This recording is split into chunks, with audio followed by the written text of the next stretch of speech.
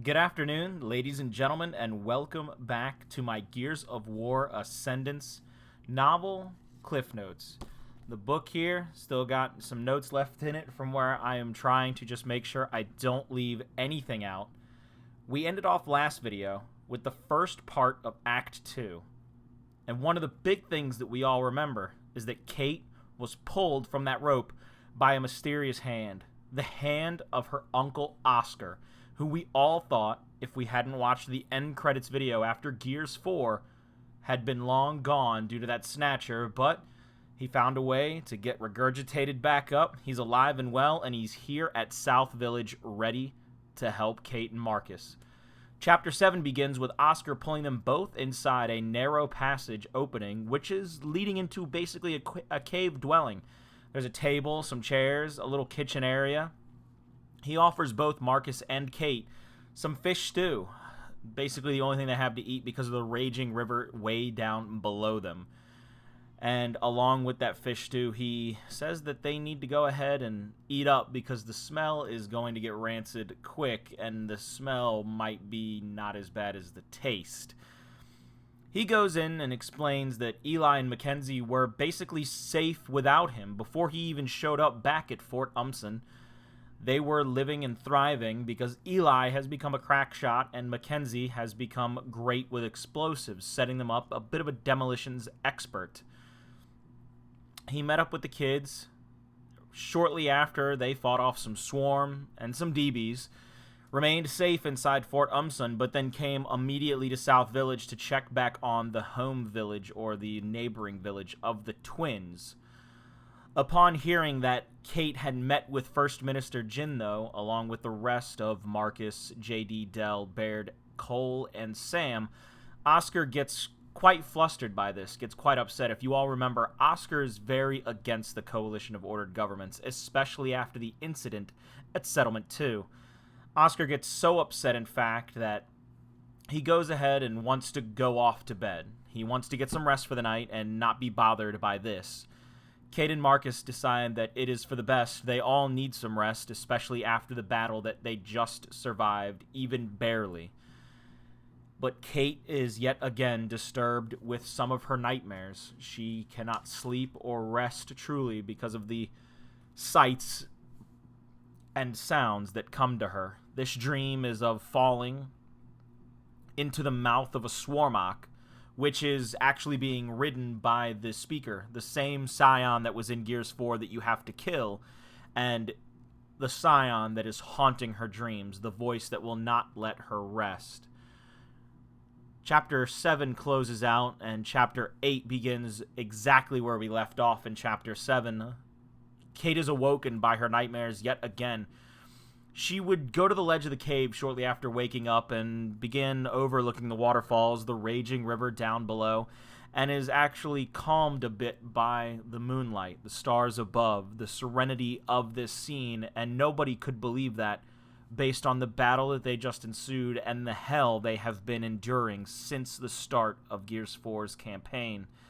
While she's there, though, she takes a good long look at the back of her mother's necklace, the amulet that she was given, the locust symbol etched into it. She's unsure why her mother had this. She still has no real answers to her ancestry or why her mother or grandmother would have it.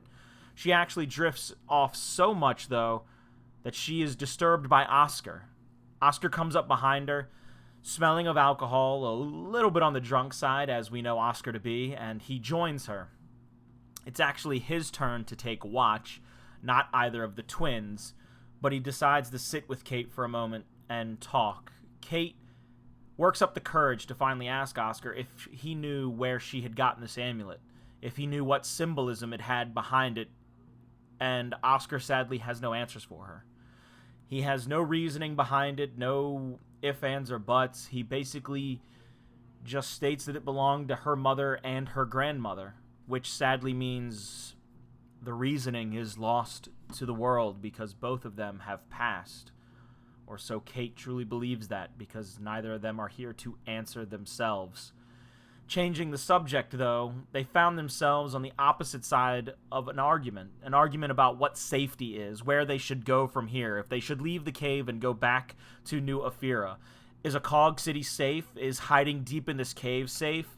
The differing philosophies made for quite an intense and deep discussion between the two, but they are suddenly and quite frankly neededly interrupted by Marcus Phoenix. Marcus creeps up on them while they're in this heated debate about where safety could be, and he basically informs them they need to come and see this. Oscar tries to wave him off actually, because Marcus says that hiding here won't be an option but for so long, and Oscar says that this is a family discussion. Very stern, truthful to a point, but Marcus has to shut him down because he needs to save it. They have to come see something. There's a problem. Chapter 8 closes down, and we open up Chapter 9, back with JD and Del at that crater. Back where they were trapped inside the foreman's office, and they have found some information that could help them. They found a survey map. They have found a computer in which they use DaveBot to hack in and begin looking through all the files for anything that could help them on this journey. And they start to piece together a little bit of a plan. You see, they decide that something must be done. They continue to search in the dark for tape, any kind of tape, and they use that to tape down the blinds so that no light can pass inside and no light from inside will go out, meaning that the swarm will not be alerted to any of their movements. They actually find some hanging in a jacket on the back of a chair. They find some tape in it, and they use the pitch black of that space now created by the tape closing the blinds to find a lamp and turn it on, placing it on the floor so this small glow will only emanate upwards and won't be that protruding out of the windows. Even with the tape on the blinds, there's the least and minimal chance they will be found here inside the foreman's container. Now they go back to the terminal in which they have found and that DaveBot is hacking into. JD goes back to the map on the wall, and the crater, for all of you that have been wondering, is named Orzabal Crater. Orzabal Crater is created long before the Hammer of Dawn strikes. It is a massive structure, and it houses a massive burial site. They gather their surroundings of a motor pool off to their east, that to the northeast of them is that sealed burial site container, or where it was, and that the comms tower that protrudes out of it, their best chance to get a signal strong enough to send something back home to New Ephyra is right next to it. They get into a bit of an argument, though, because JD wants Del to run. He wants to do this mission alone, basically a suicide mission. Del says no. If one of us runs, we both run. But they realize that running, they'll just end up in a desert outside of a crater. It could be 2 or 3 days, maybe more, before they find a reachable point where they can communicate back home. Even worse, they could die of starvation or thirst out there in the wilderness. No, they must stick together, whatever decision they make, and they decide they will go for the comms tower together. Chapter 9 closes with that finalized decision that JD and Del becoming brothers to the end, much as Marcus and his best friend Dominic Santiago became. We come back in Chapter 10, right with JD and Del, now having formulated a bit of the plan in their head, how they can best sneak outside and make something happen with that comms tower. Maybe get one little signal back to Jin, let them know that they need reinforcements. They sneak outside of a roof event. They barely open it up enough, slide it off to the side, make minimal noise this entire time. You have to imagine the swarm prowling all around. The numbers are not in their favor whatsoever. And so JD and Del must make their way in almost complete silence, or as best of silence as they can. JD crawls out first, and then as DaveBot tries to float behind him, JD actually turns him off and picks him up with his arms and heaves him up to the top of the roof, because the small noise that jet propulsion system allowing DaveBot to float around, that could make too much noise and they could be found quite quickly.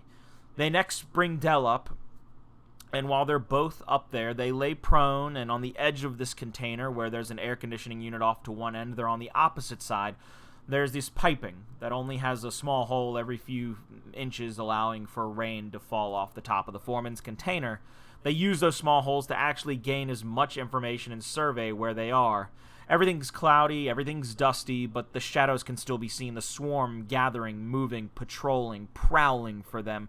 But JD notices something very specific about them. He notices that they are gathering up in packs, almost like ranks. And they're going to all edges of this crater, leaving in multiple different directions. Some of them a scion with a few drones around him. Another one a snatcher being flanked by several pouncers. Dell surmised they may not have any idea where the war is. But JD has a different idea. JD feels that the swarm know that they must fight everywhere. That there is nowhere safe anymore on Sarah. They would enact their plan, though. They have no time to waste, especially with the swarm now leaving the crater. They would climb to the top of that tower and do their best to contact home. Starting slowly, they lowered Davebot by rope to the ground and then have him turn his thrusters to the lowest setting, and he props up a few feet off of the ground, his little blue eyes lit up now. They want him to actually float toward a motor pool that was off to the east of them, where it had two massive haulers and some other vehicles, but their interest is in the haulers. It goes at a slow, steady pace, trying not to bring attention to itself. And suddenly, a grenadier spots Davebot. Now, Dave freezes. He's just stunned. They stop him right in his tracks. The grenadier stares at him, not knowing what Dave is. After a few breathless moments, the grenadier goes back to his normal business, feeling that whatever it was, it didn't pose any threat. So Dave continued on once more. And once he reached the haulers at the motor pool, he remotely hacked into them. Dell has now climbed back into the foreman's container, seeing that the plan is going about quite well, and accesses that computer terminal. Dave is turning the haulers on, and Dell can remotely drive them from the terminal. And as long as they stay under a certain miles per hour, they will only be running off of their batteries. They will not turn on their engines or use their gas. And he uses this slow minimum speed to actually park the haulers just outside the foreman's container, line them up one after the next. Dell climbs back up. Dave is there with them. JD and Dell nod to one another and begin descending to the ground floor. They both enter into these haulers. Now, this might sound far-fetched, but the swarm are preparing for war. They are more concerned with gathering their ranks and their numbers and moving to their positions. The haulers moving so slow that it almost seems like robotic movements. Not methodical, not threatening. Nobody's really paying attention to them. Dell gets into the cabin of the front hauler, finds an old-school breech shot, ladies and gentlemen, that makeshift Marxa that the Locusts used in Gears of War Judgment, with that massive axe handle on one side. No scope on it, but it's been retrofitted with a scope by whoever drove this hauler, and Dell lets a sigh of relief out. They have found one gun outside of their two enforcers.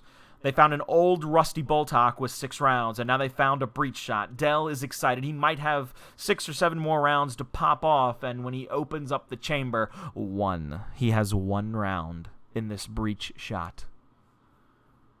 Still low on ammo, low on morale, but determined nonetheless to make this mission happen. He sits down and begins the auto drive process, going at maximum speed directly at the cap where the burial site is. Once he gets to maximum speed, though, he jumps out.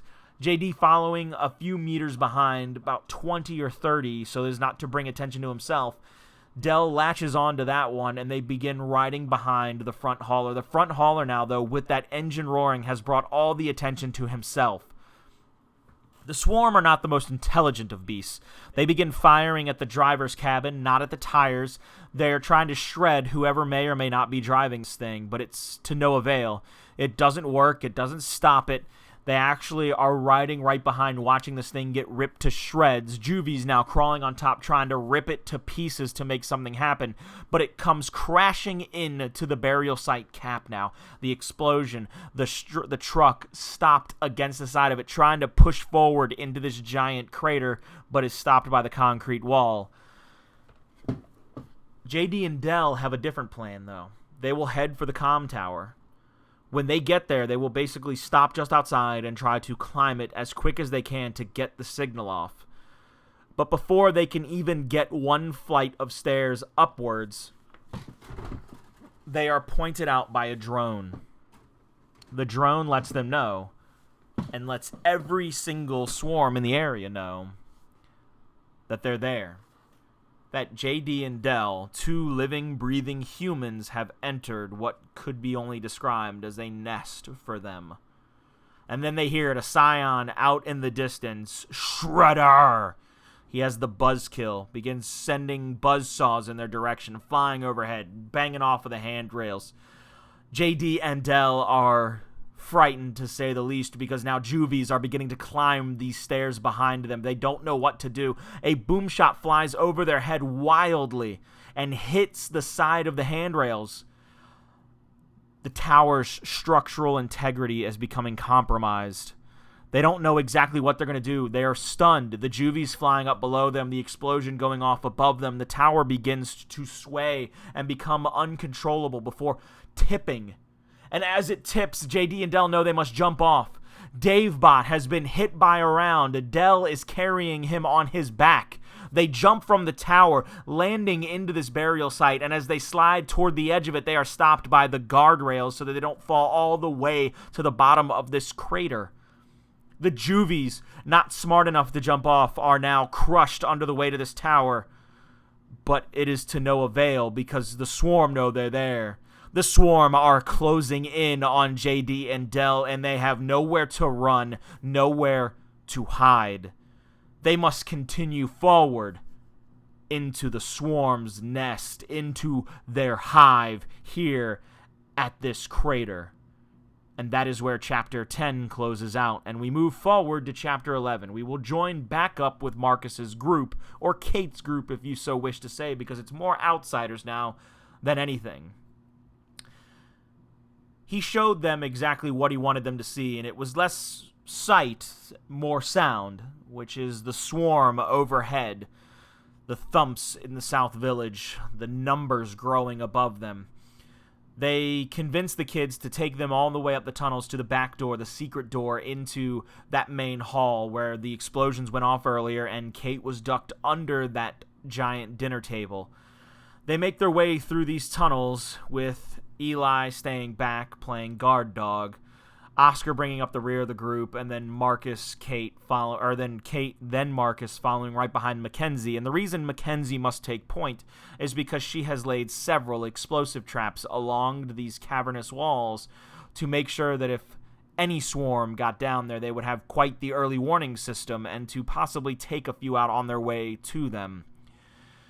Kate can't help but be proud of Mackenzie. She can't help but know that she's come so far in life already as a demolitions expert, as a survivalist, but her hair has not even been braided. Because, ladies and gentlemen, a custom in outsider tribes is as you become a woman in their eyes, when you are old enough to become a woman, someone braids your hair and lays it on your shoulder. Hence why Raina had that so prominent braid, why Kate has a prominent braid, but Mackenzie's hair still flowing freely from her head down to her shoulders. She's still just a girl having to become an adult. Because war takes no prisoners and never changes. Once they reach the lobby area just below the Great Hall where the secret door is, they can hear the stomping even louder now. More and more swarm have been investigating where the corpses are and why they are there. They don't have the means to stop them. Not with what they're equipped with now, not with no weapons except for Oscar's Gnasher, not with the exhaustion and the wounds still on Marcus Phoenix and felt in Kate Diaz. But then they remember there was a secret COG supply stash here. Just like at that house they went to way back at the end of Chapter 1, the outsiders have been stealing COG equipment for some time now, and they've been stashing it here at South Village just like they have everywhere else. But Eli was the only one to know really how to get there. The group would travel all the way back down the caves, meet back up with the boy, and ask him to take them to the stash. And this tunnel wasn't as friendly. It wasn't just a walk with a few tripwires you had to step over. No, this was a treacherous set of stairs up and outside on the face of the cliff with water running down, every step slippery. They come to a first waterfall where there's a rope hanging off to the side, and Kate says, "Oh, this is simple. The stash must be at the bottom." Eli interrupts her, "Don't touch that. If you do, you will die." Because it's a false trap to make people try to go down there. If you go down that rope, you are certainly dead. They continue behind this waterfall instead on another ledge, another treacherous, dangerous ledge, into another set of rooms, where at the end of it you can see the other end of the waterfall still gushing down. Eli holds his arm out through it and finds what he's looking for. He pulls back in a rope, a hidden rope in the waterfall, ladies and gentlemen. He brings it back in and actually tells them that they must swing outside, run across the cave wall, and then land on a ledge on the opposite side, which will lead them to the cache, to the secret stash, if you will. Eli goes first, showing them how exactly to do it before throwing the rope back. It is then Kate's turn. She does it with a little bit of difficulty, but she's able to accomplish this task. Now third is Marcus. But when Marcus lands, he actually looks at them and says that Oscar and Mackenzie have decided to stay back to make sure that they do not have any swarm following them to this secret room, this secret supply. While there, though, Kate allows for Marcus to search the cog equipment, because if anybody knows the markings on them, if anybody can tell what is in there, it would be Marcus. He probably field tested some of this equipment in his time with the coalition of ordered governments. He comes back with 3 clips of extra Lancer ammo for Kate, 3 for himself, hands Kate the ammo and says they must return because they need to find out what's going on the other side.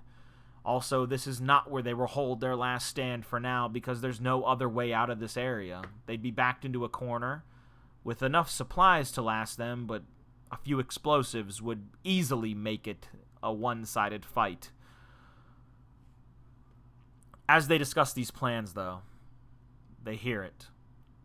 A massive roar, a thunderous, destructive noise. One of Mackenzie's explosives has been set off. One of her traps has sprung, ladies and gentlemen. The swarm are on their way now, and Marcus shoves a fresh Lancer into Kate's hands along with the clips, knows that it's a Mackenzie bomb, asks the rhetorical question, and they know now what must be done. And Chapter 11 closes down. We come now to Chapter 12, the final chapter of Act 2. This has to go back in time a little bit. This is a bit of a time skip, if you must, because Baird is actually sitting at that secret observation room that we've seen several times in this book now, but the Condor is just barely making it over Fort Umsum by this point, so I'm assuming we've time skipped back a little bit to fill in the gaps of what happened elsewhere in the world while Kate and Marcus have made it to South Village. JD and Del have been sent from New Ephyra. He's watching, waiting to see Kate and Marcus deploy from this Condor as well. But as it comes up to Fort Umsum, he sees the DBs and their massive pods come flying out in unison, all in step, all in stride. The balls land one after the next, and they all come standing up. It's done with such precision that Baird cannot help but feel a little bit of pride, because his programming is perfect for this kind of deployment. He looks, though, for a few moments after the DBs fly out in their pods, waiting to see Marcus and Kate deploy themselves with their parachutes, but nothing. He doesn't see them deploy, and his attention is brought back to the DBs, because the DBs begin getting shredded mercilessly. They are slaughtered like the robots that they are. No lifeless beings being ripped apart limb from limb, because the Swarm have taken over Fort Umsum. The Swarm are there now. They are ripping them apart because this Swarm is not taking prisoners on robots, ladies and gentlemen. This is a show of force, basically, by the Swarm. They're cutting them down like a hot knife through butter. No chance whatsoever. And Baird snaps himself back. He knows that he must check on the safety of his friends. He goes to look for Marcus and Kate. No sign. He goes to infrared to look in the back of the Condor ramp after it lands. No sign. Baird is without a doubt frustrated and worried. He leaves in a rage, filled with fury because he is so concerned about the safety of his two friends. He marches directly to First Minister Jin's office. And this is a sight many people have seen many times before. Baird is one of the most important people in the new coalition. So nobody stops him, no security, even though he is filled with rage because they've seen this walk 1,000 times out of Damon Baird. He rushes into Jin's office, and she's standing there staring out of the window, an arm resting on top of her pregnant belly. Baird, still infuriated but worried, begins questioning her. What is she going to do? Is she going to send a show of force out now? Is she going to send actual boots on the ground? The First Minister turns and asks him, how does he know about this? It only happened just a few moments ago, and Baird knows he has slipped up. He's let loose a secret of his. He admits to having that secret back channel into every DB robot, and then admits to embedding the escape of Marcus and Kate. Jin tells him that he's broken quite a few laws, but they'll have to handle that later because right now, a former war hero, an outsider legend at this point, Kate Diaz, are out in the wilderness. They have not heard back from Lieutenant James Phoenix or Del Walker. They have no comms with 4 people that know all about the swarm and have killed more of them in the past few days than the rest of the coalition combined. And she cannot spend this time worried about the laws that Damon Baird has broke. But Baird offers up one last piece of advice in this conversation. And I think she's willing to listen to this one because she has no real retort to it. And it's how Act 2 closes out. Baird, in his worriment, does the only thing that he believes he can do. He tells Jin this time it's not a search and rescue force. No, she must send a full show of force on their behalf. Anything that might be able to kill off the swarm in Fort Umsen, it is time to send out Watchers, those shielded floating robots with rockets and tri-shots attached to them. He must send out DR-1s with those overkills, those lumbering massive robots. Send out Deadeyes with their M-bars that need no scopes because they have eyes that will magnify for them. It is time to send basically a small army to Fort Umsen to find Marcus and Kate because they don't know. And that, along with Baird's worry, will still not be enough. Act 2 closes down with that. When we come back, ladies and gentlemen, we will start right back off with Act 3, Chapters 1. I thank you for joining me. Have a great rest of your day.